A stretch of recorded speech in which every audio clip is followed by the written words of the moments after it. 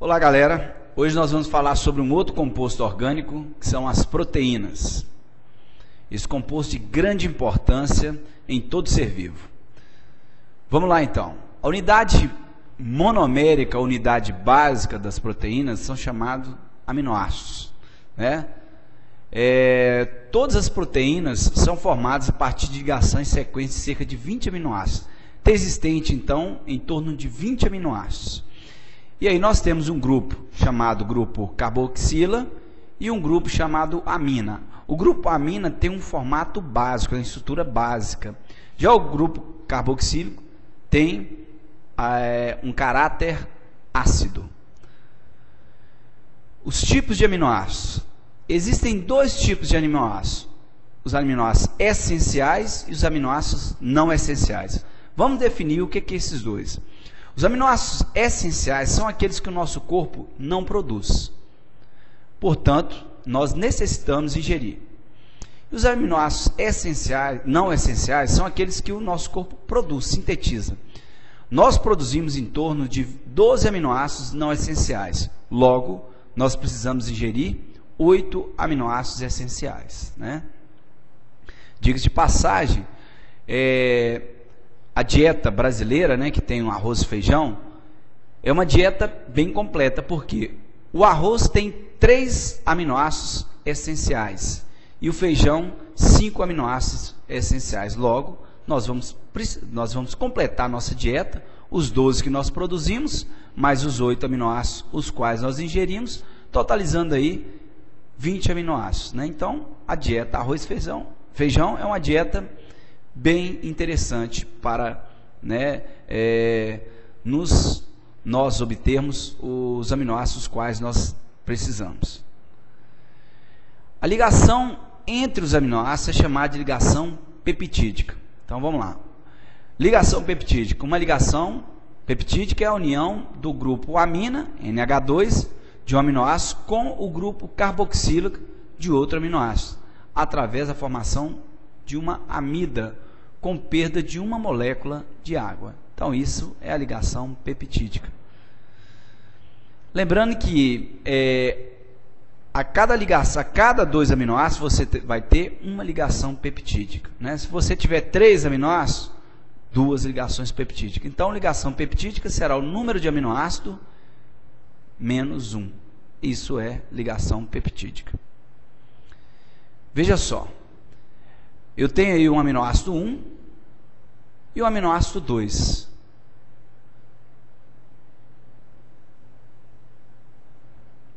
Vai haver uma perda de molécula de água, um processo de desidratação, ocorrendo aí a formação da ligação peptídica, né? Vamos ver agora a classificação das proteínas. As proteínas podem ser classificadas em proteínas simples ou homoproteínas, são aquelas que apresentam somente aminoácidos, e proteínas complexas, heteroproteínas, são formadas por cadeias de aminoácidos ligados a grupos prostéticos. Por exemplo, glicoproteína, glicídio lá, né? É associado a uma proteína, lipoproteína, um lipídio associado à proteína, fosfoproteína, um ácido fosfórico ligado à proteína, e cromoproteína, são proteínas que têm pigmento. Vamos ver agora as funções e ocorrência das proteínas.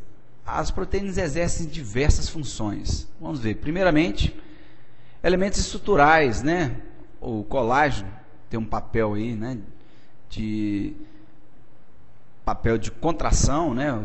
Estrutura que auxilia também, né, bem na estrutura do nosso corpo.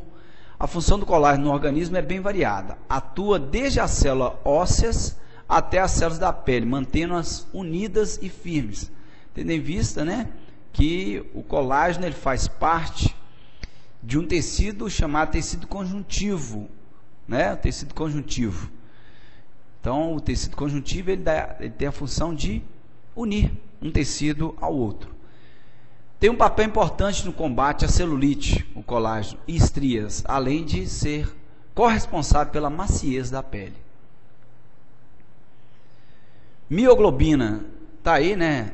as duas mioglobinas aí presentes aí, né? A actina e miosina são duas proteínas que têm o papel de contração muscular, né? Elas que permitem o deslizamento, né, uma fibra sobre a outra, o que vai permitir a contração e logo o movimento do indivíduo.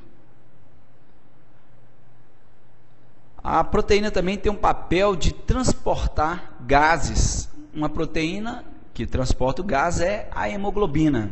Vejamos aí. Está aí, né? A hemoglobina que está presente dentro das hemácias, auxiliando aí no transporte de gases, gás carbônico e oxigênio. Tem também papel as proteínas na produção hormonal, né? Vários tipos de hormônio. Vamos citar dois hormônios aí, que é produzido pelo pâncreas, uma glândula mista, né? Produz a insulina e o glucagon. A insulina tem um papel de diminuir a quantidade de açúcar no sangue, então retira açúcar da circulação.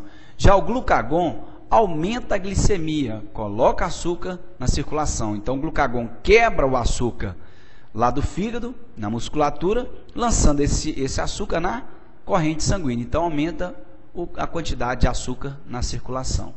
Então, a maior parte dos hormônios é de origem proteica, né? Outra função aí também é a função de proteção, né? As proteínas têm um papel de nos proteger, no caso aí, formando os anticorpos. Os anticorpos são células que combatem os antígenos. Cada anticorpo vai combater um antígeno específico, né? Um exemplo aí desse Pac-Man, né? Como se fosse o Pac-Man, o anticorpo, né? E o fantasminha aí, o antígeno. Então, o anticorpo tem o papel de nos proteger, né? Tem também função nutricional, exemplo aí a albumina, né, encontrada aí na clara do ovo, no ovo, especificamente na clara, né, no leite, no sangue, nós temos albumina, que é uma fonte energética. Aí outra função estrutural, né, formando os pelos. Olha que pelo aí, né, pelo amor de Deus, a mulher desse jeito aí faz o camarada realmente correr, né? Isso aí afasta homem. Então, pelos, cabelos, chifre quem tem, no caso aí, né?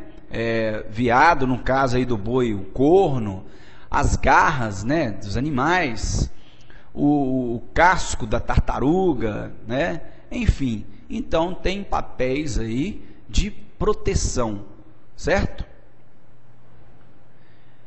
E outro papel também é o papel, né, outra função enzimática. As proteínas, né, a enzima é um tipo de proteína. E por falar nisso, vamos entrando aí nas enzimas. Enzima o que é? É um biocatalisador. O que quer dizer biocatalisador? Acelera a velocidade das reações.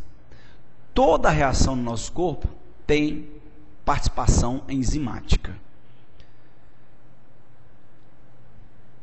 Ocorrência, tem vários, né, ocorrências. Vamos pegar como exemplo, né, um exemplo aí, a pepsina, que está presente no suco gástrico, tem a função de digerir proteína. Mas nós temos vários outros tipos de exemplos de enzima.